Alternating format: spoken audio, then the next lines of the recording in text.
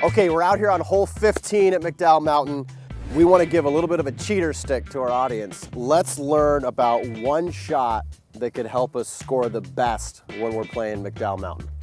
I would say it would be the bump and run, but because of the redesign, they've taken all the forced carries out in front of the green. So right here I've got a situation where the pin's on the front of the green and I've got about 30 yards. A lot of people try to fly the ball all the way there with an L wedge, but most people find that to be a really difficult shot, very inconsistent. So I'm going to kind of run through some keys of how to hit a bump and run shot and allow you to shoot a little bit lower when you come out here and play at McDowell Mountain. One of the shots that's really going to help you when you play McDowell Mountain is the bump and run. Right here I've got a situation where the pin's on the front of the green and I'm about 30 yards from the hole. It's a lot easier to learn how to run this ball up as opposed to taking your 60-degree wedge and trying to hit it high with spin. So what I want you to do is learn to develop a bump and run shot before you come out here and play. Take anything from a pitching wedge to an 8-iron.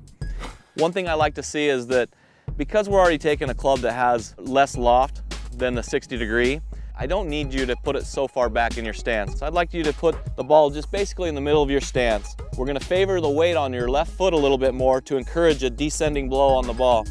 Another thing I'd like you to do is to form a straight line with your lead arm and the shaft of the club.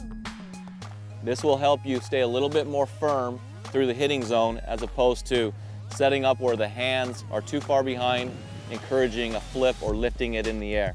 And the last thing I would like to see you do is get a little bit closer. A lot of people stand too far from the ball and it makes the club swing a little bit too far inside.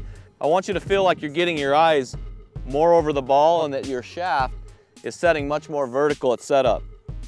It'll look something like this. So in this situation here, I'm on number 15. The pin's in the front. I'm about 30 yards off the green with plenty of room to roll this ball up to the pin. So remember, we're going to favor the weight on our left foot, left arm and the shaft in a straight line. My eyes are a little bit more over the ball. I'm going to mainly use my shoulders for this shot.